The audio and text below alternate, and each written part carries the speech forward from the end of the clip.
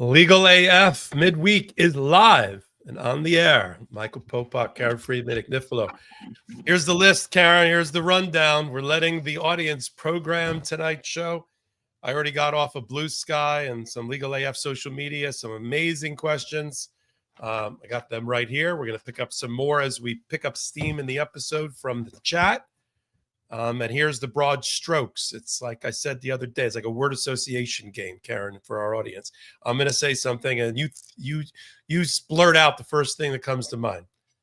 Epstein, exactly. We're going to do a whole Epstein segment from the Wall Street Journal, not taking any crap from Donald Trump, even after he filed a $10 billion suit against him, to 3 different judges having to deal with the grand jury testimony and whether it's going to be released. But that's not even the Epstein files. The Epstein files are the quote unquote truckload of documents that Pam Bondi identified in March that she said that people were working round the clock searching through. That's what we want to see. The ones that have Trump's name in it, as reported by the Wall Street Journal. We'll talk about grand juries and all of this. And also to remind people, something that kind of got missed in the whole grand jury story. There is a set of grand jury material that's already been out for over a year from the state of Florida prosecution of Epstein, about Epstein and others. That's already in the public domain. It sort of gets missed in reporting. We'll talk more about it today. Then we're going to have a Habba block. I barely got that out. We're going to have a Habba block because something bad just happened in New Jersey, my home state, where the Trump administration has thumbed their nose at a decision by 17 federal judges pursuant to a statute in which they followed it to a T in order to try to get Alina Habba her job back as acting interim U.S. Attorney. And they're going to do it. And this newest scandal, which I'm hoping groups like Democracy Forward, Democracy Now!, ACLU, and the rest are getting ready to file the case against the appointment of Alina Habba as some sort of special attorney under the Constitution, acting as the U.S. Attorney in New Jersey. That is coming. This is their workaround. And we're going to expose it here tonight on Legal AF. We've got a lot of new, rapid information coming in about Abrego Garcia, the man, the myth, the concept of somebody who's denied due process, who was kidnapped in the middle of the night and sent to El Salvador, along with 250 other people that were then human trafficked to Venezuela by the Trump administration, all under the watchful eye of 2 judges, one named Zinnis, one named, or actually 4 judges, one named Zinnis in Maryland, one named Boasberg in D.C., one named Crenshaw in Tennessee, and his magistrate colleague, Judge Holmes. Brand new developments. He's coming to Maryland, everybody. Maryland man coming back to Maryland with Abrego Garcia. Tulsi Gabbard. I was wondering why they were keeping that crash test dummy around. Now I know why. It is so that she can be trotted out to say that she found something in the 3,000 pages of investigative reporting about the Russia interference with the 2016 election that 5 different bodies and 2 different prosecutors never found, including the Senate Intelligence Committee led by Marco Rubio. But she found a seditious conspiracy, maybe dating back to Obama, and she's making a criminal referral. I got some questions from our audience about, wasn't there a little thing called a Supreme Court case about immunity? And why wouldn't that also apply to Obama, even if he did something wrong? We'll talk all about that here on Legal AF. And then lastly, now is the time, with the Stephen Colbert getting fired for taking on his corporate parent and probably the late night host to be named later in the settlement, which was coerced by Donald Trump and his FCC with the Paramount parent company of the Colbert Show and Comedy Central and Jon Stewart, and then the media, the mainstream media, backbiting and attacking themselves. Another talking head on CBS went on CBS Morning News to attack Colbert. I mean, I've never seen such a thing, but it demonstrates the importance of independent media not tied to a corporate parent. And shout out to, and chef's kiss to Stephen Colbert, who I've loved for over 25 years, telling Donald Trump to go F himself. We do that almost every day, every hour on Midas Touch and on the Legal AF YouTube channel. But he did it a little bit more spectacularly. Karen's traveling, but she's landed. Let's bring her in. Hey, Karen. Hey, it's so good to see you, Popok. We didn't see each other last week. Right. I was sick and in overseas, and you were sick and at home, and we turned the reins over. I thought they did a nice job, Dina Dahl and Lisa Graves. You thought Dina Dahl and Lisa Graves did a great job? Put it in comments tonight, because that helps us and helps them and all that good stuff. And we're going to be looking at comments closely tonight, Karen, because we've turned over some of the programming to our audience on the live show, and I've got in my hot little hands a series of questions from some of our ardent followers on Substack to kick it off, which I'll kind of weave into our Q&A. Well, let's jump into Epstein. Yeah. And why it matters. You know, an article is just running right now in the New York Times, how the Democrats are eating the Republicans' lunch when it comes to the Epstein pedophile scandal that's enveloped the Trump administration, mainly because, well, people just generally don't like people in positions of power who are directly connected to a pedophile being seen to be covering it up. And now we got a couple of new things that came out, right, Karen?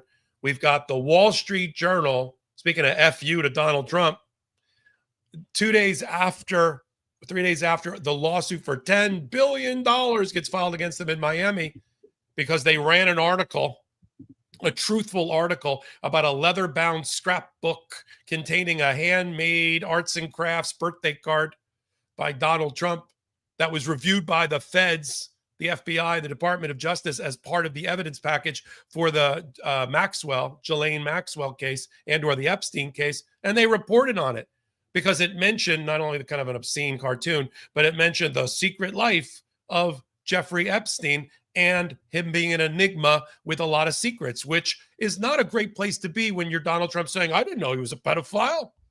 And now we've got the new Wall Street Journal article out today talking about the truckload of documents that were reviewed in March and what Pam Bondi told Donald Trump in May about his name being in it. Why don't you take it over from there? By the way, I got a dinner bet with Michael Cohen riding on this. He was on the show with me the other day. He said, Popok, you're wrong. The Wall Street Journal is going to bend. They're going to write a check. I said, I don't see that happening.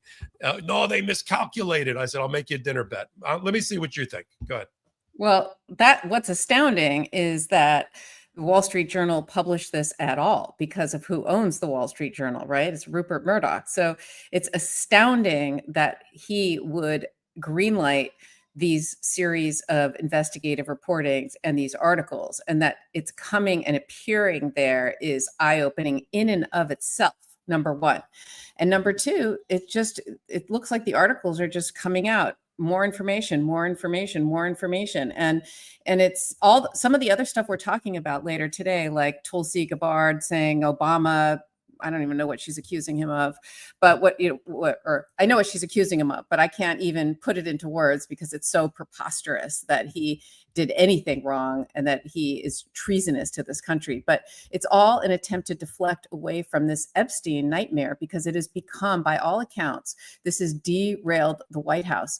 So much so, right, Popok, that Congress, an entire branch of government, shut down early just so that they can stop this train wreck from happening, because subpoenas are getting issued, hearings are being called, and literally Mike Johnson shut things down just so that they can go home early for recess and not have to deal with this, because it is spiraling out of control. No matter how hard the White House and Trump and Pam Bondi and Tulsi Gabbard and all the other people out there who are willing to do Trump's bidding for him, that are going out and trying to put these other stories out there, and people aren't buying it. They're just not buying it, because when it comes to things like pedophiles and sex trafficking of young children, which is essentially what was happening here, that's a bipartisan issue. That's not a Democrat issue or a Republican issue. That's something that the American people can get behind. And so everybody is demanding to know what is happening there. And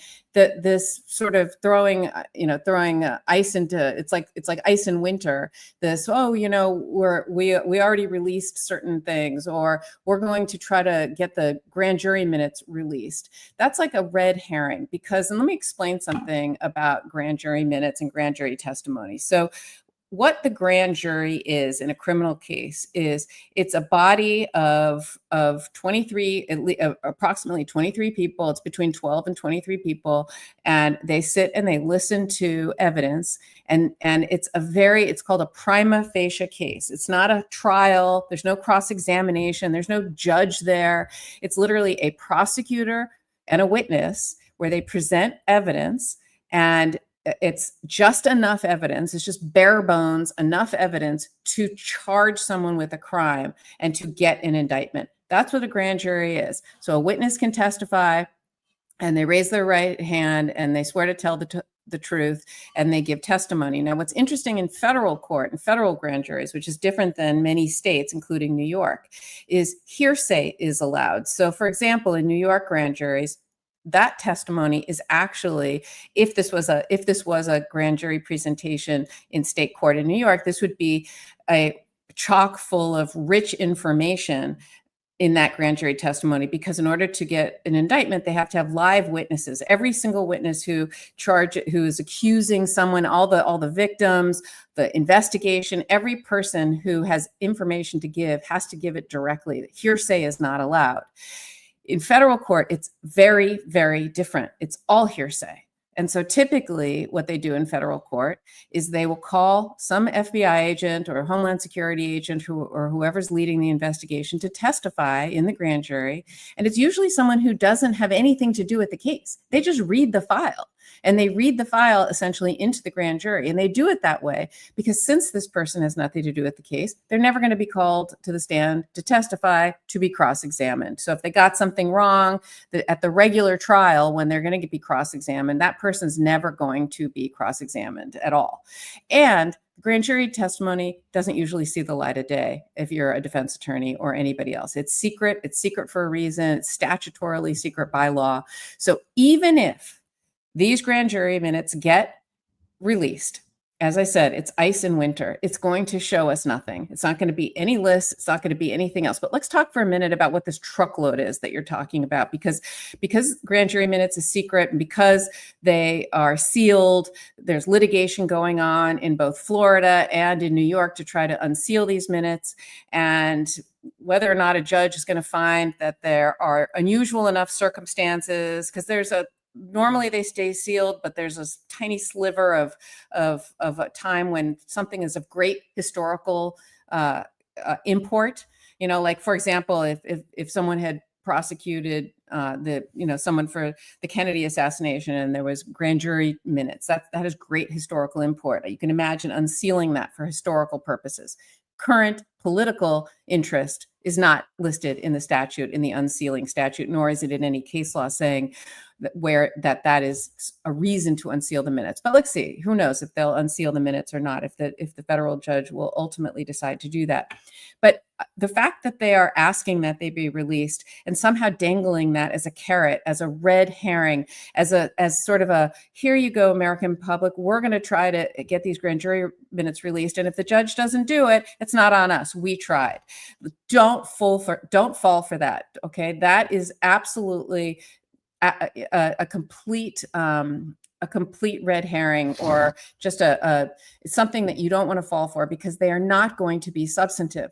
But there are tons of records. In fact, a truckload, as Pam Bondi said, there are thousands and thousands and thousands of records. There are terabytes worth of records. That's how many records are going to be in a case like this. And how do I know? Because I'm a criminal defense attorney. I am on the receiving end of discovery in federal cases. I know what comes when they give you discovery or give you the files, right? And it's terabytes worth of data, okay? For example, you know what they could release that they don't have to get permission for, that they don't have to get a judge to unseal?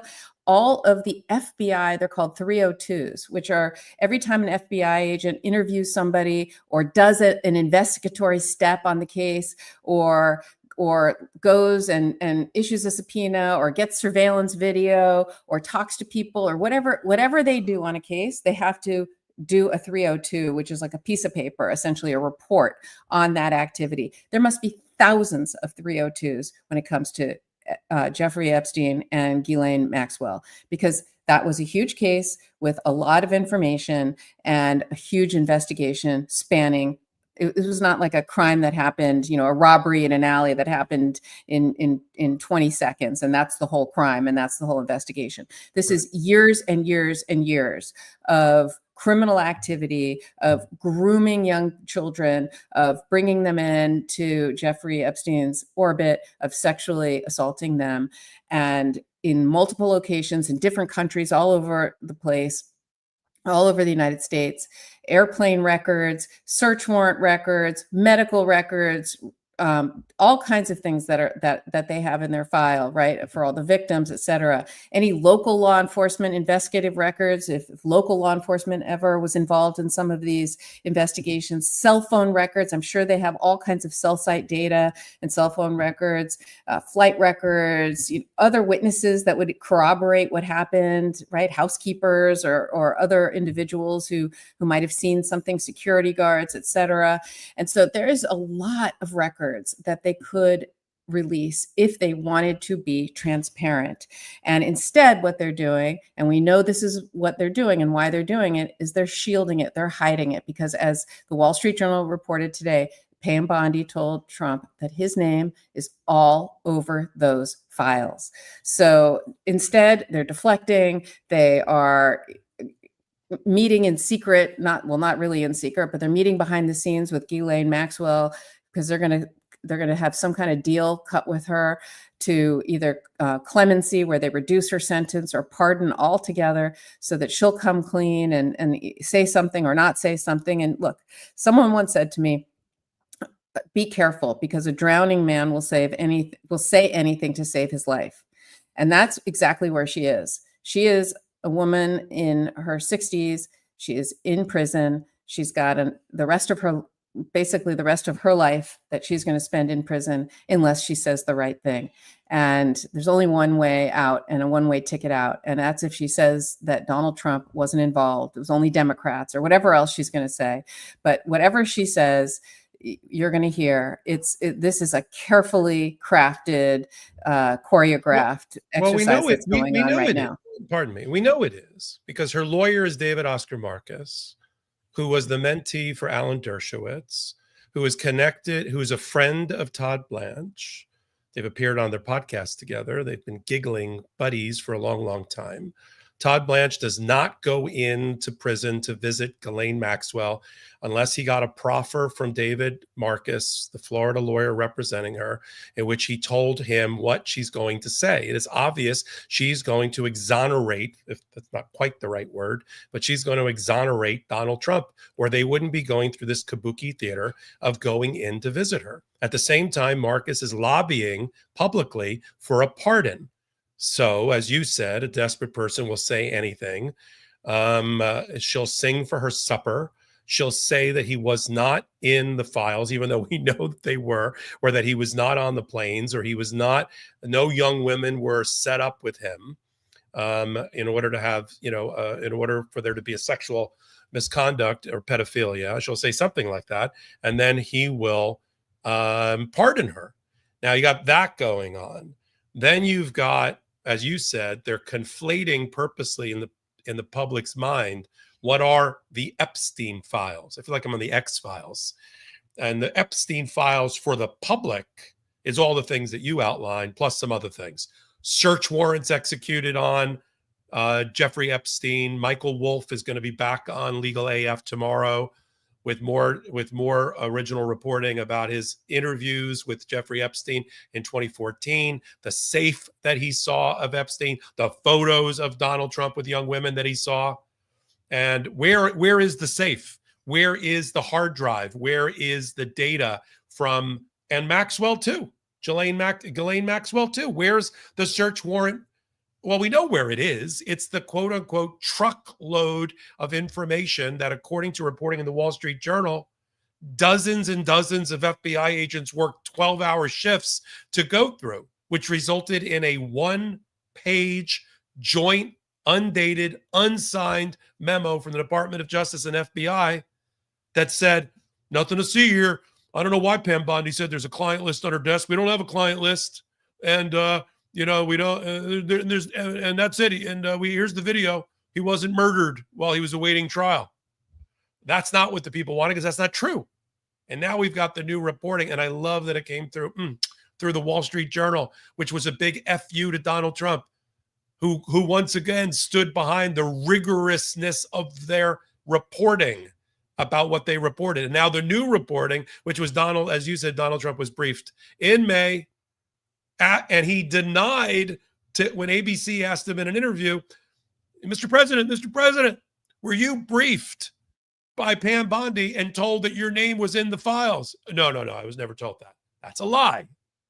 That is a lie. She told him he was all over those files. In fact, at least 20 very powerful men, according to victims' lawyers who know what's in the files, are in that file. Now, that may not be a client list, but that's a list of guys that are in those files that need to come out. Now, the judges that are handling this are doing it in different ways. You got 3 judges now that are dealing with the federal grand jury, what Donald Trump calls the Epstein files, which is how you described it, the grand jury transcripts. You got Judge Berman in New York, you and I know well, who is handling, who was presiding judge over the Epstein case when Epstein died. I'll leave it at that, awaiting trial. So that's a 2019 grand jury that was impaneled, and they're trying to get those, but they're not really trying. They made the request. Judge Engelmeyer is handling the Maxwell 2020 grand jury because he took over after Judge Nathan got elevated to the Second Circuit. So both of them issued their orders kind of similar, that by August 5th, they want a few things. They want the government to go through the transcripts, at least up there, and show how they'd redact them to make sure, as Judge Berman said, how the 1,000 victims or more are going to be protected and unvictimized again. So they want the government to go through that exercise, which the judge will review privately. They want statements from the estate of Epstein, apparently, and from Ghislaine Maxwell. Marcus says, I'll give you a statement, Judge, but I want to look in the grand jury testimony. And of course, his buddy, right on cue, Todd Blanche, said no objection. So we got that whole bullshit going on with their review. Now we move to Florida, where the original Epstein prosecution took place, that's the one that ended with him copping. I mean, sweetheart deal is not even the right. I don't even know what this is. Just criminal deal that he had a deferred prosecution, and he copped a charge to a state charge to soliciting prostitution from a minor. And that's signed by Alex Acosta. So for the conspiracy theorists that have their bulletin board at home with all the red ribbons, red yarn, Alex Acosta, who struck that deal with Epstein as he continued to rape girls, got promoted and became Donald Trump's labor secretary, of all things. So that set of files is under the auspices of Judge Robin Rosenberg, who I know well, who sits in the West Palm Beach division of the Southern District of Florida. And she said, look, I looked at Rule 6, the criminal rules, and nothing that you're telling me allows me to open up the files of the secret grand jury. You haven't hit any of the factors that are required for Rule 6E. And you admitted, Department of Justice, that you don't meet any of the factors or the 11th Circuit precedent. So I'm not, and it's over. I'm closed. I'm moving all these motions over to a new case number assigned to a new judge. But no, you're not getting the Florida Epstein files from the grand jury either. But again, just to round it out, that's not what people want. Let me just read to you, Karen. You can answer these questions. So from our audience, Susa, Marcy Shaka, and Deborah all came up with a similar set of questions. Who is behind the Wall Street Journal slow reveal of the Epstein articles? And do you think the Wall Street Journal will drop more? What do you think? I think that there are clearly some insiders who are talking. It could be people who've recently been fired from the Department of Justice who have worked on these cases. It could be anybody, but I think they clearly have some insiders. I don't think they would have published what they have said if they weren't 100% sure. And sometimes mainstream media journalists, it can be a little frustrating for people because, especially really reputable journalists, unless something is corroborated 10 times over, they're not going to publish it. And so for the Wall Street Journal to publish what they did, they have some insiders and they have some inside information. So I think, yes, there's going to be more coming out because I think whoever's talking is just got started and we're going to see a series of articles. That's what I think. I agree with you. And I think Rupert Murdoch and Michael Wolff's going to be on Court of History / Legal AF tomorrow. And I know one of the things that he believes, well, he said that Rupert Murdoch thinks that this is his reporting. Rupert Murdoch thinks Donald Trump's an asshole, has always thought that. Publicly, he said he wants to make him a non-person. He thought that the Jan 6 would end his career. He's surprised that it didn't, and he wanted it to.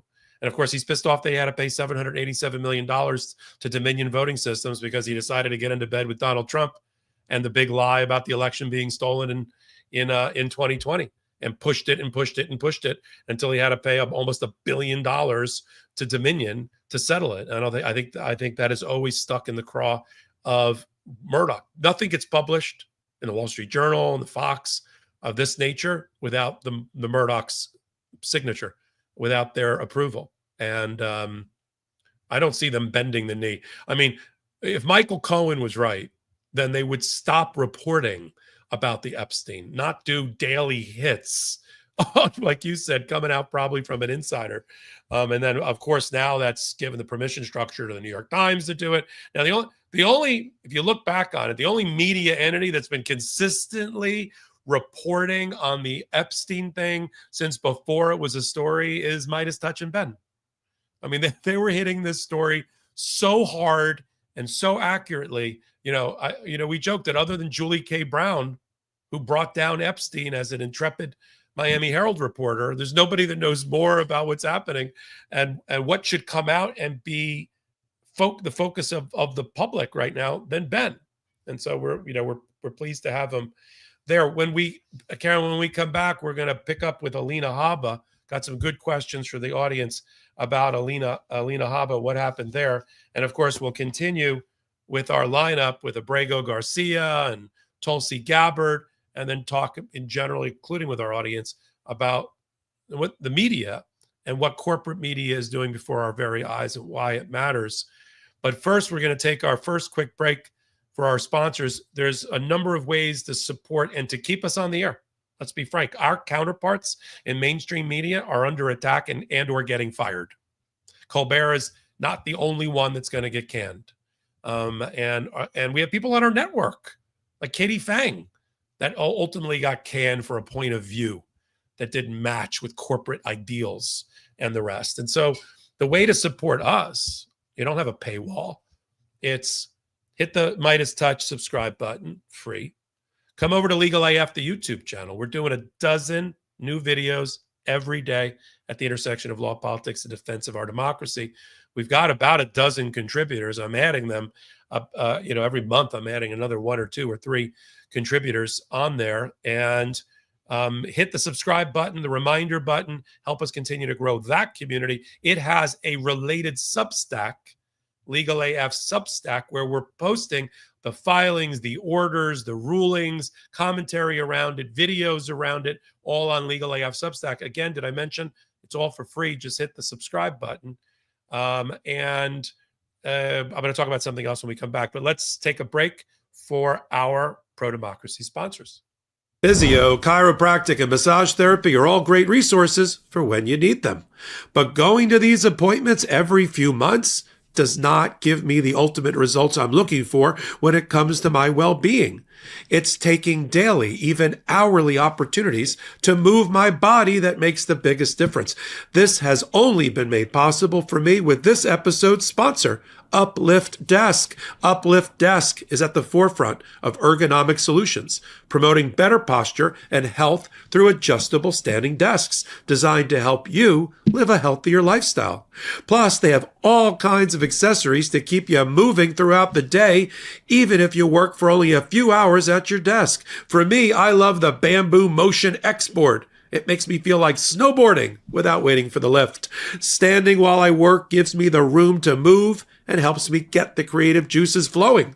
Moving throughout the day helps me focus and stay productive. And I'm way more alert when I'm using my standing desk and I have more energy. A desk should fit the user, which is why Uplift Desk has a lot of customization options, so you can build your perfect workspace. With more than 200,000 configurations, Uplift Desk allows you to tailor your workspace to perfectly suit your style and needs, empowering you to create an environment that inspires productivity and creativity. For me, I built the custom standing desk of my dreams from Uplift for my Popok media offices, where I make a lot of my hot takes and content for Legal AF. And so I went all out with a heritage oak top and their advanced angled keypad for the lift part. Make this year yours by going to upliftdesk.com/legalaf and use our code LegalAF to get 4 free accessories, free same-day shipping, free returns, and an industry-leading 15-year warranty that covers your entire desk, and an extra discount off your entire order. That's upliftdesk.com/legalaf for a special offer, and it's only available at our link. Start 2025 right. Stand, move, thrive with Uplift Desk. So I went to my 40th high school reunion recently, and while many of my classmates were excited about retiring or have retired, well, I brought my infant daughter to the reunion and I won the youngest child contest hands down. But that means that when most people's working is winding down to match their body's energy levels, I need to ramp up to keep up with my baby daughter. I believe one of the best aging breakthroughs of the last decade is Qualia Senolytic, and here's why. Qualia Senolytic is at the frontier of what is currently possible in the science of human aging. Senolytics are a science field revolutionizing human aging. A big culprit behind that middle-aged feeling can be senescent cells, aka zombie cells that linger in your body after their useful function, wasting your energy and resources. Let me break it down. The accumulation of zombie cells can lead to less energy, slower workout recovery, joint discomfort, and basically, well, feeling old. Qualia Senolytic is a groundbreaking, clinically tested supplement with 9 vegan plant-derived compounds that help your body naturally eliminate senescent cells, helping you feel years younger in just months. Here's how it works. You take it just 2 days a month, helping your body naturally eliminate zombie cells to age better at the cellular level. And Qualia's breakthrough formulation is vegan, non-GMO, and tested by leading scientists. Since taking Qualia Senolytic, I felt like I've turned back the clock. I got higher energy, less soreness after exercise, and a big boost in productivity. It's made me feel more youthful and energized, as I have the energy level to nurture my baby daughter the right way. Experience the science of feeling younger. Go to qualialife.com/legalaf for up to 50% off your purchase and use code LegalAF for an additional 15%. That's qualialife.com/legalaf for an extra 15% off your purchase. Your older self will thank you. And thanks to Qualia for sponsoring this episode. And we're back. I can tell when I've lost weight based on ads that I've done in the past. As we come back on the air, Columbia University decided to bend the knee and kiss the butt of Donald Trump. They're going to pay $220 million and turn over things like faculty hiring and other things and root out anti-Semitism on the college campus in response to Donald Trump's threats. That doesn't bode well for Harvard, although Harvard continues to fight it out in the court system up in Massachusetts. So let's get to, I think we're going to do Habba, I think, based on the order of operation here. So, by the way, that's disgraceful, what you just said, that Columbia University that's disgraceful. You know, and it's a trade-off. So they They got $400 million that was blocked in funding and brought them to their knees about 3 months ago. They're going to get the $400 million back by giving back $200 million. And now they're not going to have billions of dollars of other research money in jeopardy. I guess it's a way to deal with the Trump administration. It's just so disgusting that Donald Trump is just running around instead of helping average Americans or any Americans. He's running around worried about what the Washington football team is called, or worried about, you know, the next big grift that he's going to be doing with Rudy Giuliani's son in the FIFA World Cup. Would you believe he put Rudy's son in charge as executive director of the FIFA World Cup? And now he's going to do a meme coin for FIFA to line his pockets for the World Cup. I mean, it's just so disgusting what we're watching. The good news is, though, the American people are not somnambulant. They're not asleep. And they're watching. And the polls are showing that everything Donald Trump is doing is registering poorly in his polling. I mean, but do you know how nefarious that is? Just what you just said about Rudy Giuliani's, what you just said. Just think about Andrew Giuliani running the World Cup. Yes. But listen to this. Andrew Giuliani is going to run the World Cup. And as a result, he's going to get lots of money, right? And he's going to get rich off of this and off of this relationship. And then he'll take care of his dad, who's lost everything to those lovely ladies in Georgia, Ruby Freeman and Shay Moss, who he owes millions and millions of dollars to, right? From the defamation suit that they won against him. He's just going to, he filed bankruptcy. He's old, doesn't matter, right? So his son is going, the way Donald Trump is paying him back and not have to get the money to Shay Moss and Ruby Freeman is to pay his son and to give all these perks to his son. And so his son can ride off into the sunset and get rich and, you know, give and continue the legacy and, you know, can let his father sleep in his spare bedroom in his mansion. I mean, that's how nefarious this is and what's going on. And nobody should allow that to just continue to go on and not call it out. So I'm so glad you mentioned it. Absolutely. That's on the front page. We also have a new report, as long as we're doing live updates here. We've also got an appeals court, which I'm going to try to get at the next break. I don't know which one. Maybe one of my producers will tell me. Ninth Circuit Court of Appeals out of California, which would have been the affirmation of Judge Kafenor in Washington State's original decision. It was temporary restraining order number 1, finding that birthright citizenship could not be changed by executive order. The Ninth Circuit has upheld that as being unconstitutional. Now we're into the merits. We're into the subject matter. The thing that was up at the United States Supreme Court a couple of months ago that drove us batty is their ruling that, oh, we don't want federal judges to make nationwide injunctions. Only we can declare nationwide results. You know, you got to do class actions and temporary restraining orders or injunctions, and only do nationwide injunctions under the rarest of circumstances. And we're not even going to tell you what those rare circumstances are. That's what that was all about. And they went out of their way of saying, we're not going to touch birthright citizenship until it comes up the right way through appellate decisions. Okay, we've got the right way appellate decision now, the Ninth Circuit. And I'm sure every circuit that's going to look at this, except maybe the Fifth, and there's no case in the Fifth, the First, the DC, and the Ninth is where these cases reside. And they're all uniformly going to say no on birthright citizenship changed by executive order. And the 14th Amendment is sacrosanct. And then it's going to be up to the United States Supreme Court, not over the summer, in the first term in October, to make that ultimate decision. But, you know, the arc of history is bending towards justice. And this is another bend towards justice, which is a good thing.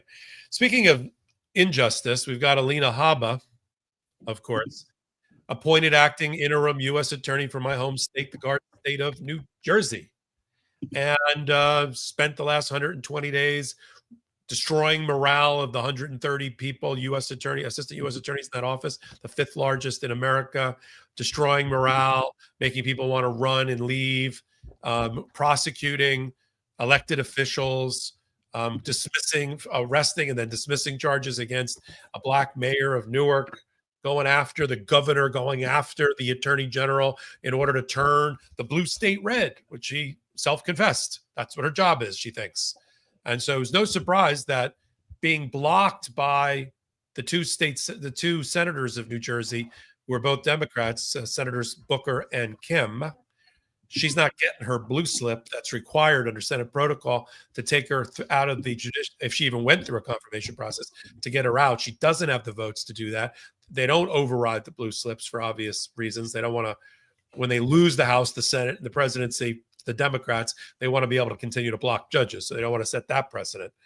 So she knows she's toast. So she, under the statute that relates to a vacancy, if she can't get approved in 120 days, the judges, the federal judges of that district, pick the new acting interim until the president can come back around and pick somebody else either to put in the job or get confirmed. And that's what they did. They picked a long-time career prosecutor, Republican, and they picked her for the temporary position of acting interim. She was already in the office. She was the first assistant, deputy assistant to Alina Habba. But that's not what Donald Trump wants. And that's not what he wants for his office wife and his political hack. He wants her to get the job. And so Pam Bondi just did something. Talk about what Pam Bondi just did and what you think they're going to do given the precedent of what they just did in the Northern District of New York in terms of trying to appoint Habba for the job. So as you said, Popok, Habba was appointed as an interim United States attorney, which happens a lot. And usually during that time, you go before the Senate and you get Senate confirmed because they are required to be Senate confirmed to be the United States attorney. And she wasn't going to get it. She couldn't get onto the Senate floor. And there is a congressional statute that allows the judges of the district to install their own United States attorney. And they've done this before multiple times throughout history. And sometimes they do it with the person who is the interim and convert them into the U.S. attorney. They've done that in New York and in New Jersey in the past. And she was hoping to get that same treatment here. But I think it was 17 judges, the district court judges in New Jersey, all unanimously said, no way, she's not qualified. And she's not. I mean, look, she's never been a prosecutor or a defense attorney other than representing Donald Trump, failing miserably, but she has no prosecution experience. And she certainly has no business leading such a prestigious office that does such important work. So she had, her number two was a woman who was a career prosecutor who's worked there. She was a Republican and worked there for, I think, more than a decade. And she was Alina Habba's number two, her chief assistant. And they elevated her to that position. And by all accounts, she was qualified. And so the judges said, no, we're not going to give it to you, Alina Habba. Your term expired. It either expired yesterday or it expires Friday, depending on when the 120-day clock starts. She was nominated 120 days from yesterday, but she wasn't officially appointed and sworn in until it would be Friday, would be the 120th day.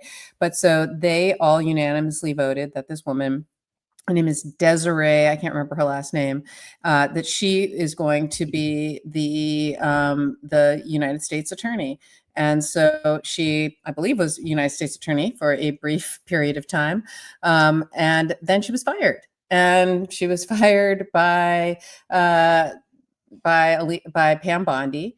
And so that leaves potentially the District of New Jersey with no United States attorney.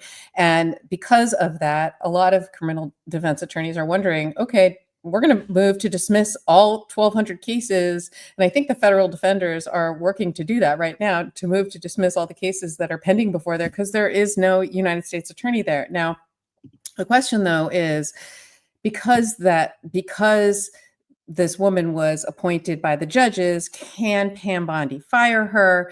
And it seems clear, so I did a little research into this because it's coming up in our cases about what it is. And so I wanted to know the answer to this in detail. And the question is, can the attorney general fire a court-appointed United States attorney? And that's really the question. And what seems pretty clear is that the president can. And that has come up in several cases in the past. So just to go over the law really quick. So an attorney general does not have the power or authority to remove a U.S. attorney appointed by the court pursuant to 28 United States Code Section 546D. However, 28 United States Code 541C provides that each United States attorney is subject to removal by the president. So in 1979, the Justice Department Office of Legal Counsel published an opinion concluding that presidents can remove court-appointed U.S. attorneys. And the opinion states that usually the power to appoint carries with it the power to remove, but 28 U.S.C. Section 541C is an exception because Congress specifically delegated that to the president and gave them the power to remove United States attorneys. So it seems fairly clear that Bondi can't do it, but Trump can. I assume she had his permission, and so that's where we are. But right now we're kind of without a U.S. attorney. So I don't know what's going to happen. I know what your theory is that Trump's going to elevate her and make her kind of like special counsel, almost like what Jack Smith was, right? The special United States special attorney general. Oh, he did. Oh, great. Well, no, I don't mean he did it here. He did it with the judge. Oh, yeah. He did it with the guy from the Northern District of New York, correct? Right. Sarconi, or his name, yeah. So they've already done it. I mean, they just did it 2 weeks ago. So just to get out of the shorthand world for our audience, there's a provision. Yeah, I'm saying there's a provision in the Constitution that the Attorney General can appoint other types of attorneys. They call them special attorneys. That's been seen as something like a special counsel that doesn't require Senate confirmation. The irony here is, of course, that the Trump administration argued that Jack Smith was not a special attorney, as that term is used, and had to go through Senate confirmation, and somehow, of course, got Eileen Cannon, the judge down in the Mar-a-Lago case, to agree with them, first time in 200 years, that the special counsel, a judge declared that they had to go through Senate confirmation. But special attorney means something. And so what they've determined it means is that they can appoint somebody, a special attorney, indefinitely with all of the powers of a U.S. attorney, and then put them back in their position to avoid Senate confirmation and the rest. We also have a recess appointment issue coming up here. So I'm not sure whether they're going to do that or they're just going to shove her into that job with a recess appointment and just claim it's an Article 2 power of his now that the Senate and the House is going into recess. And she would stay in that position on a recess appointment until the midterms.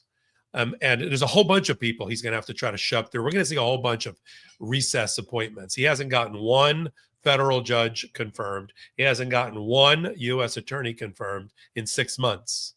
So, and even though it's never been used before in the history, a recess appointment to appoint a judge to a position, because it's supposed to be a lifetime appointment, watch, he'll try to shove Emil Bovee into the Third Circuit Court of Appeals, his former criminal defense lawyer, and have him sit there for a year and a half and then see what happens at the midterms, just to stick it to America and the Constitution.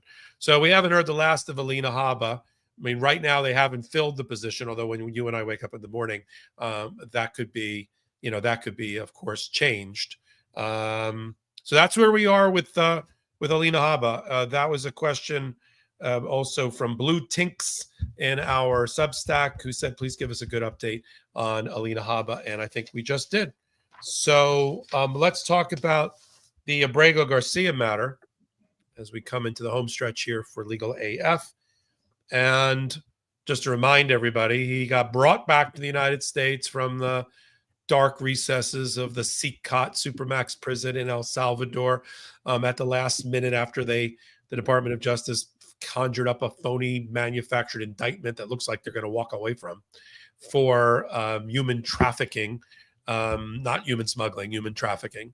I'm sorry, human smuggling, not human trafficking. And there is a difference. There's no real coercion in smuggles. I want to be smuggled. Please smuggle me. Trafficking is coercion. I don't want to be kidnapped and trafficked. And so that smuggling was like a whole bunch of people in a car. That's smuggling. And so, but nobody really believed this, including the judges in Tennessee, where they brought him back and put him in a federal detention center.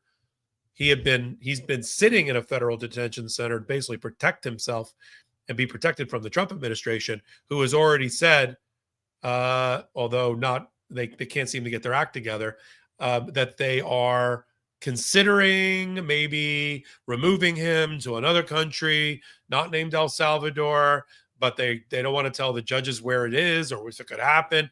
And the judges are all fed up. You got Judge Crenshaw in Tennessee, who's the Article 3 judge. You got Judge Holmes, his magistrate, and you've got Judge Zinnes in Maryland.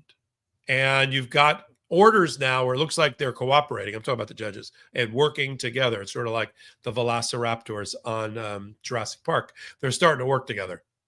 And Karen, you want to outline what Crenshaw / Holmes and Zinnes just did about Abrego Garcia? Because he's coming home. Yeah, so there's as you laid out, there's two cases. There's the criminal case in Tennessee, and then there's this immigration case in Maryland. Okay, and so these cases are going on side by side with each other. And the criminal case is the one that they created in order to have something to hold over his head so that they can deport him. This criminal case happened a long time ago. Many years ago, and it's based on a traffic stop. They never brought a smuggling case against him then. All the evidence is from back then. But while he was accidentally, mistakenly, whatever you want to call it, taken to El Salvador, and they refused to bring him back, saying they didn't have the authority to do it, despite the Supreme Court and everybody else saying you have to facilitate his return. They literally did a colonoscopy on his life. They found that there was a traffic ticket. They did this whole huge investigation and put together this case and is charged him with human smuggling. And so that's what they used to bring him back. And they brought him to Tennessee. And as a result, there was a bail hearing, right? Because the law basically says there's a presumption of release unless you're a danger to society or you're not going to come back to court or you're charged with a violent crime. There's a presumption that you should be released. And that was a huge shorthand. It's obviously more complicated than that. But they had a bail hearing. And at the hearing, they called a witness. And at the hearing, they kind of kicked the tires on the case. And the judge ruled that he will come back to court, that he's not at risk of fleeing, and he's not a present danger to anybody, despite all the things that the government tried to basically drum up about him. And so the judge ordered his release. And what was so ironic is the reason he might not return to court, the reason he's a danger to not return to court, because that's one of the things that goes into whether or not to release someone is, are they going to flee? The reason that they gave, saying that he should be held in and that he's not going to come to court, is because they are going to deport him.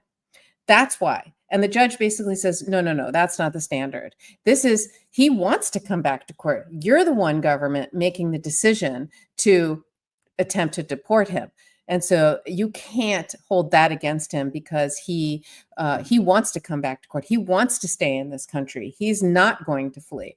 So he was ordered released. The magistrate judge gave a stay for about a month while they figure all of this out and work out the logistics, partly because there's this other case going on, right? You've got this case in Maryland in front of Judge Zinnes, where there was an emergency motion to return him to Maryland after he's released from Tennessee, and the court granted that emergency motion. This was brought by Abrego Garcia, and this way what Judge Zinnes says is basically what the law is. You have to put him back into the same place he was before you mistakenly deported him. You have to put him back in the exact same position he was in, meaning he's not detained, he's here lawfully, etc. And the order specifically says, when he's released in Tennessee, you are prohibited from taking him into ICE custody in Tennessee. You must restore him to his ICE order of supervision in Baltimore.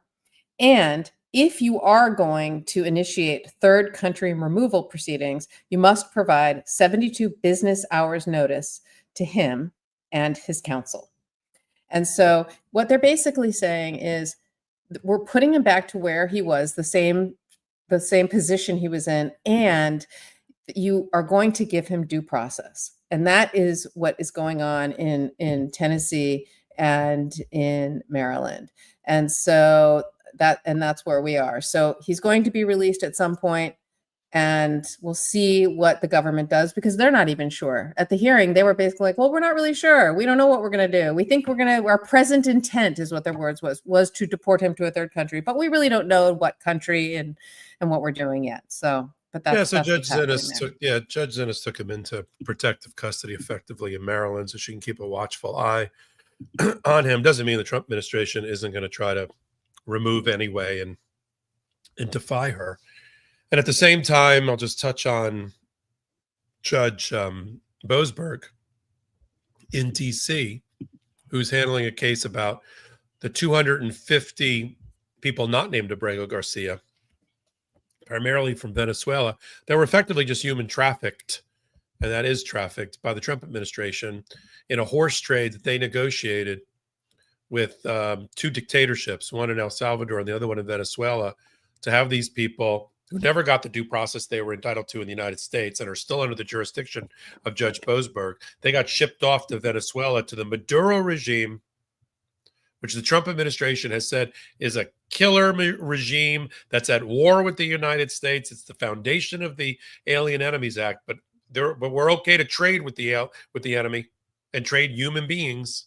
So the 250 were sent there, and 10 prisoners, including some Americans, came out. It's not okay. You know, the Trump world, like, hey, we got the 10 out. You traded the life and the liberty of 250 human beings that you had no right to send to El Salvador in the first place. And no, the ends don't justify the means.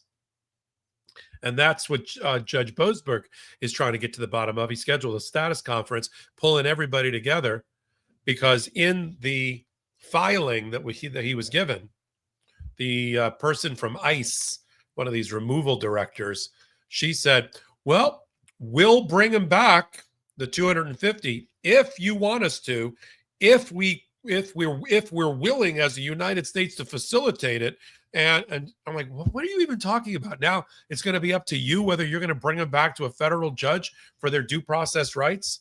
And the ACLU, which is handling the case, was like, that's not an answer.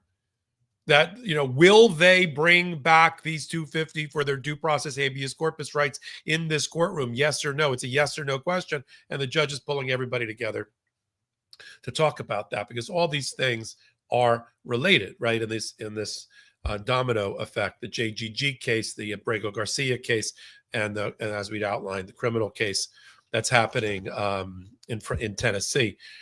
So we're going to take our last break for the show. Hit the subscribe button for the Midas Touch Network. Some amazing reporting going on right now on Midas Touch every hour of the day. And we've got 12 new videos that go up on the Legal AF YouTube channel. Take a minute. If you haven't checked it out yet, now would be a great time. We just crossed, I think, 730, almost 730,000 subscribers in just since September. We crossed the 200, and I think we're up to 220 million views of our work over there, all a testament to the fervent support of this audience. But we need your help. Let's be frank. It's not ratings. It's and mainstream media. You see what's happening there. You want to keep us on the air? It's simple. Subscribe Midas Touch. Subscribe Legal AF. Come over to Legal AF, the Substack. Do the exact same thing there. We got a new Instagram, as long as we're there. New Instagram for Legal AF as well. That we just put up with a lot of shorts and other amazing content with a number of our contributors, and I think we're up to about 10,000 in a week on the Instagram. So we're plowing through that, and these are the ways to support what we do. And then of course we've got our pro-democracy sponsors, and here's our break with them. This episode of Legal AF is brought to you by Moinkbox. Did you know 4 companies control over 80% of the U.S. meat industry, and that the largest share of U.S. pork is now controlled by China? These meat giants use mobster-like tactics to crush American family farms, flooding our food supply with sketchy additives and low-quality meat. So what can you do about it? Here's where Moink comes in. Featured on Shark Tank, Moink is standing up for family farms and your food security. Their meat comes from animals raised outdoors, like nature intended. Their farmers get an honest day's pay, and Moink delivers straight to your doorstep at a price you can actually afford. This is real American meat, born, raised, and harvested right here in the USA. Moink is helping save rural America. I love it, and you will too. Join the Moink movement today, support American family farms, and join the, wait for it, Moink movement today at moinkbox.com/legalaf right now and get free bacon for a year. That's 1 year of the best bacon you'll ever taste, but only for a limited time. Spelled MOINK. Box.com/legalaf. That's moinkbox.com/legalaf. Hey, I gotta tell you, I'm officially obsessed with laundry sauce. Honestly, laundry used to be the worst chore, but now I actually look forward to it because my clothes smell amazing all day long. My personal favorite is the new Mojave Peach scent. Bright mandarin, warm cinnamon, and that juicy sun-soaked peach note just screams summer vibes. It's like a mini getaway every time I open the dryer. Plus, these pre-measured pods take all the guesswork out of laundry, and the scent lasts for hours. I've gotten so many compliments on how fresh my clothes smell. Friends even ask me if I'm wearing a new cologne. If you want to level up your laundry game, here's the deal. For a limited time, our listeners get 20% off your entire order when you use code LEGALAF20 at laundrysauce.com. That's 20% off your entire order at laundrysauce.com with promo code LEGALAF20. After you order, they'll ask you where you heard about laundry sauce. Please tell them that we sent you. Make laundry day the best day of the week with laundry sauce. And we are back on the live edition of Legal AF. Tulsi Gabbard, National Intelligence Director. I never thought my mouth would have to form that sentence. 17 different intelligence agencies. I thought she was going to be fired after the Iran bombing. She wasn't in the room. She was called on the carpet by Donald Trump, but they seem to have kept her around for a reason. Karen, why don't you report on what is going on with her having reviewed the files of 5 different investigative agencies and found something, and then Donald Trump attacking Barack Obama? I mean, look, this is the reddest herring of all red herrings. They are throwing a ball to distract the golden retriever. And this is just an absurd, ridiculous claim that she is now saying. Look, she basically says that Obama has manufactured this entire Russia thing as a witch hunt against Trump, which is just so ridiculous. And as you have said multiple times, I think there was 5 separate different reports that came out of people who investigated whether or not Russia interfered in the election, what they did, and what she found was that Obama wanted when they were looking into this, right, whether it was the Mueller report and Mueller investigation and all of the other various entities, whether it was Congress, et cetera, who looked into this, she found in there that Obama wanted this to be done and be completed before he left office. And so he put pressure on the intelligence agencies to work quickly. That's it. Work fast because we want this done, if possible, before we leave office. And that's her big smoking gun, at least from what I can this is so incomprehensible that it's hard for me to understand the crazy that she is saying. But that's what I can glean from what I'm hearing that she's trying to say. If I got that wrong, please correct me, Popok, because I don't speak crazy MAGA. I don't speak Tulsi Gabbard, but that's what I think she's coming up with here. But basically accusing him of treason and all of this stuff. So it just seems so ridiculous that you know, and as you pointed out earlier in the show. Yeah, but as you pointed out earlier in the show, who cares? Because guess what? Trump v. US, he's immune. So you're making a criminal referral for what? But anyway, go ahead. Let's hear. Maybe you speak MAGA better than I do.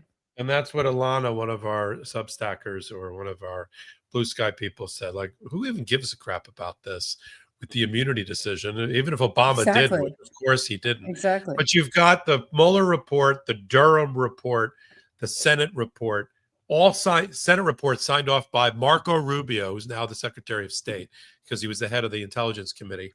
The Intelligence Assessment Report all looked at all of the evidence about this, and the Inspector General's report for the Attorney General, including bipartisan, even when MAGA was in back in 2020. And all of them said the same thing, that there is no collusion with the intelligence community or with the Democrats, certainly not Barack Obama. To do what?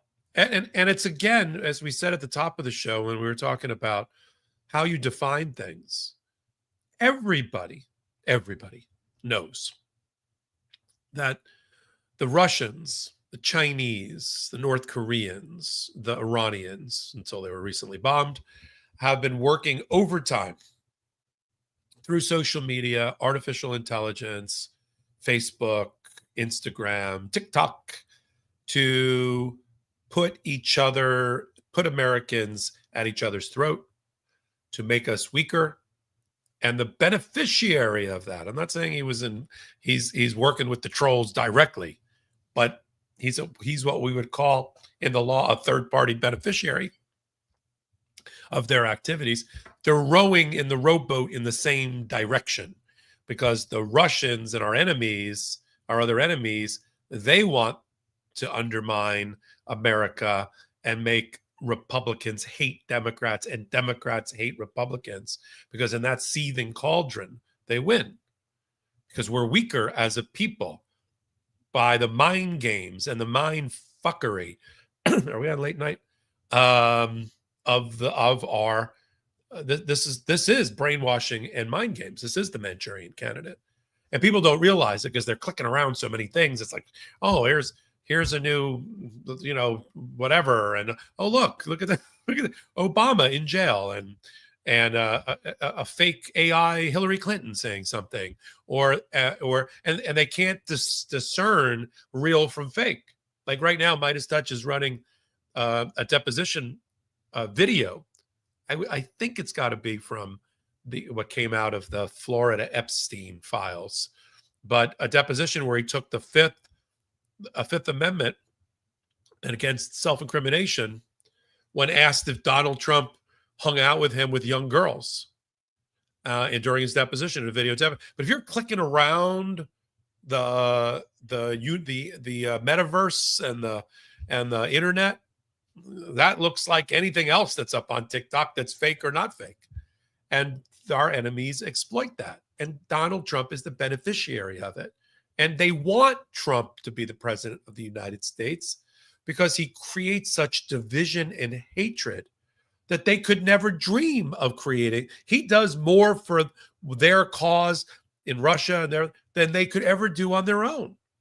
And so it's not collusion in the traditional sense, like I believe although it could be, operatives within the Trump world who are working and meeting secretly in Gorky Park with the Russians to that's not that. It's that they are trying to put us at each other's throats, and that's Donald Trump's key to success as well. And so that's what we're watching. This other collusion bullshit, I don't speak MAGA that well, but that's Tulsi Gabbard, and that's what they're going to use her for. She's a crash test dummy. So is Pam Bondi, and they're going to continue to use these people as meat puppets to be propagandists for the Trump administration and for Donald Trump personally. That's all he wants around him. That's all he wants around him. That's why he wants Alina Habba, because they will do anything. It reminds me of the old lawyer joke that I was told first day of law school by my Duke law professor in contracts. And it stuck with me ever since. I'll just get to the punchline. Scientists were using lawyers instead of rats for their scientific experiments. And when they had to justify why they were using lawyers instead of rats, the punchline is there's just some things you can't get rats to do. Ta-da. And so that's all he wants around him.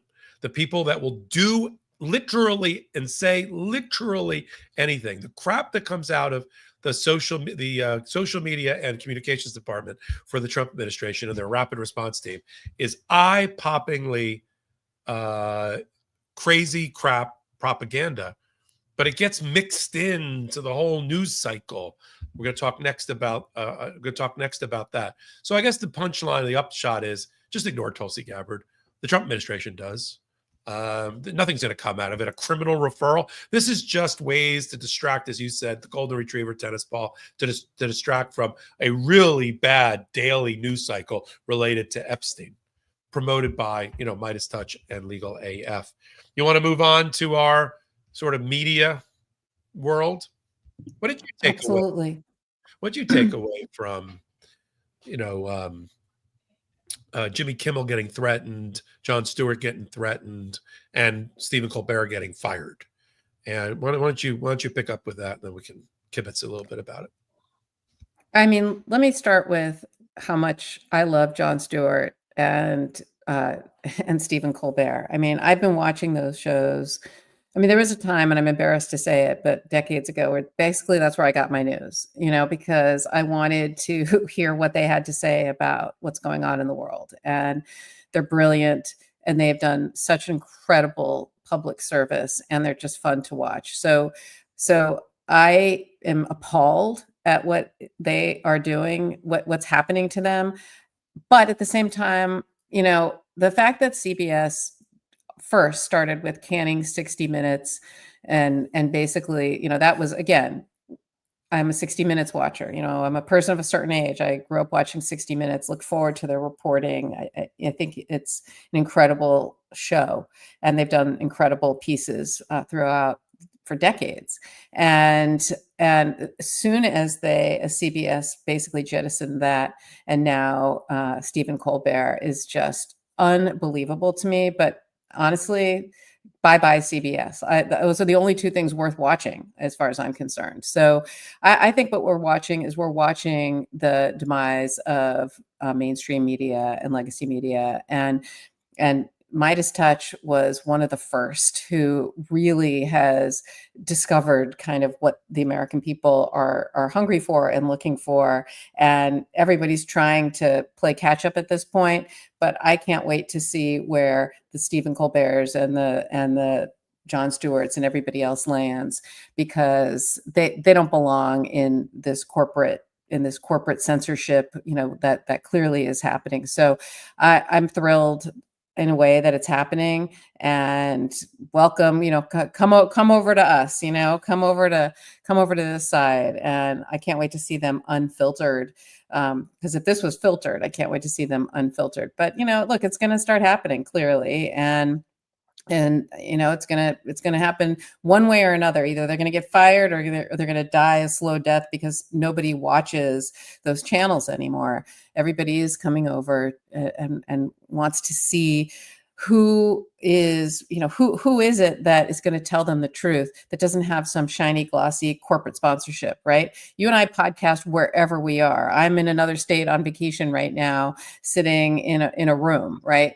And I don't have fancy microphone. I've got my earbuds in, and that's that, right? And you do the same thing from all over the place. And we tell the truth. We read the things ourselves. We're live right now. I love seeing my sister Jill is in the comments. My Julie Gaines, a small business owner. She owns Fish's Eddy in New York. I see her in the comments. I love seeing that. I love the questions that are coming up, and that the people are supporting us, and they're coming here for this authenticity. The fact that we're engaging with them, the fact that we're breaking news on the air as it's literally happening. Columbia University settled while we're doing this podcast. And that's what's happening. And so they were the first ones who were basically telling it like it is and telling the truth. And now they're suffering the consequences, because what's happening is they're all capitulating to Donald Trump, the way now Columbia University is, and others have. So, you're going to see a lot of people are going to especially with this Epstein thing, just to bring it full circle. I think, the Epstein thing, I think you're going to see a lot who are the real people and who aren't, and who is willing to call it like it is and stand up to what's happening, and who is not. And I think we're seeing it play out right before our very eyes with the comedians. And I love that they're all supporting each other too. It was so great to see them in the audience supporting Stephen Colbert when he did the "Go F yourself" comment. So, yeah, I've loved, Colbert in particular, like you said, if you're a certain vintage. I remember when he'd only been on the air a couple of years and he hosted the White House Correspondents' Dinner. Nobody really knew who he was outside of the Comedy Central bubble. We knew him as a phony reporter for Jon Stewart, and the memo hadn't gotten out, for instance, that he was really going to play this persona. I'm not talking about the Colbert Show now. I mean, when he did on the Comedy Central, and he just stayed in character. And George W. Bush was the president that was there, and he had the best line ever. I still repeat it. We knew who he was, but a lot of people in that audience didn't know who he was, including the president. And he got up and he said, "Mr. President, I don't know why people in the media are saying that your administration is sinking like the Titanic. It's not sinking." Again, he's supposed to be a faux Republican, proto-MAGA Republican. He says it's not sinking. And everybody sort of nodded, wondering where this is going. He said, "Your administration is soaring. It's soaring like the Hindenburg." And that line, which made me laugh out loud, it's 20 years later, and I still think about it, sums up Stephen Colbert for me. And we need those points of view. And if Midas Touch is not the home and Legal AF is not the home, we certainly are in conversation with a number of these people. They have to get off of mainstream media because corporate ownership has corrupted the ability of the subsidiary that's supposed to be a news or comedy channel to have their First Amendment rights and freedom of the press. And we just saw reporting coming on the air that Jeff Bezos is thinking about buying CNBC to go along with Amazon, to go along with the Washington Post. Another billionaire owns the LA Times. The only thing that's safe right now is the New York Times, that is owned by the Ock-Schulzberger family for the last 170 years, and they don't give a crap, and they're not going anywhere. And so that's why I don't totally believe everything I read, but I always think it's a good place to start reading what they're reporting. They successfully drive Donald Trump up the wall. Washington Post used to be owned by the Graham family. That's over. CBS used to be left alone when it was an independent company. And it was, as you said, known as the Tiffany Network because they were in the building where Tiffany's was. And Walter Cronkite, home of Uncle Walty, and Edward R. Murrow, 60 Minutes, Mike Wallace, done. And the next 60 Minutes and the next nightly news is not on corporate-owned media. It's on Midas Touch. It's on Legal AF. It's on Substack. Like we have a Legal AF Substack with live reporting going on there, because you and I never look over our shoulder. Nobody tells us what we're going to say. We don't get debriefed by the brothers after a podcast. Well, did you really have to go that far on that last comment? Nobody. No, we barely know what we're going to say on an episode, let alone clear it with anybody. Who would we clear it with? And the first day I'd have to clear it with somebody, before or after, is my last day on the channel. Well, I don't have to worry about that on Legal AF, but on Midas. And it would never happen.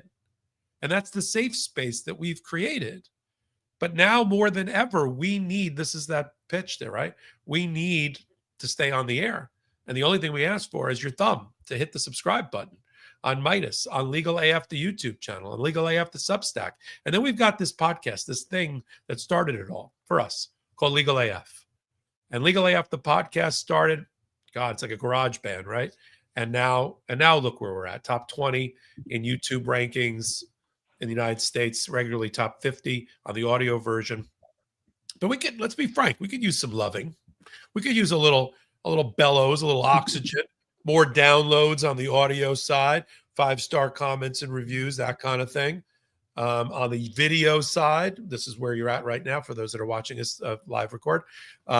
We could use people joining us, watching the YouTube, listening to the audio, going back and forth. It matters. We're not done with building, because the day that we stop, it's like a shark. The day that we stop moving and growing is the day that we die. And so we'll do our part. We just need, frankly, the help on the other side of the glass. And we know you like the content because we know it from the comments and from the rankings and the ratings. So this is your opportunity. Go out and hit those buttons that we so desperately need to continue to bring you what you like and what you enjoy on Midas Touch and on Legal AF. And as Karen said, I mean, I don't know, maybe in 5 years, I probably missed, 6 shows, maybe 8. Karen, the same. We bring in Dina Dahl when one of us gets sick or we're in transit and we're just on a plane. We just can't, short of being on a plane or sick, we are behind the microphone, wherever that may be. I did hours of podcasting while I was on holiday overseas with my family till I was plus 7 hours from my normal time zone. And I was working till 1 o'clock in the morning to keep the content coming, to commune with this community that we vibrate on the same frequency, because it's so important. And so do you. You're running out. Lord knows if people saw what we looked like 1 minute before we went on the air or where we were, they'd be amazed at what we were able to pull off for a show. And it's all a testament. We do it for the audience because we're so in love, frankly, with the audience, right, Karen?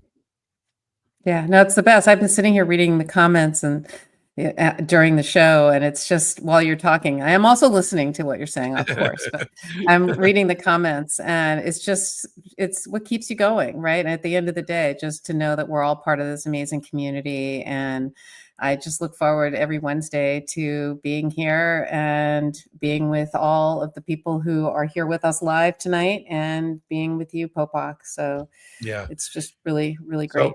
So why don't you guys light it up? Hit that heart symbol so Karen and I can see it. Hit those hearts. It's really, there she is, live and in person. And we got great content. We're doing some great things. I've got a new podcast on Tuesday nights called The Intersection. The Midas brothers finally threw me the keys and said, "Here, you want a show? Here you go." Tuesday nights at 8 p.m. And that's a new community that we're building there on this Midas Touch YouTube channel as well. So we've reached the end of another hopefully entertaining and fascinating episode of Legal AF as we sit at the intersection of law, politics, and the defense of our democracy with one of my good friends, Karen Friedman, Agnifilo. I'm Michael Popok. Shout out to the Midas Mighty and the Legal AFers.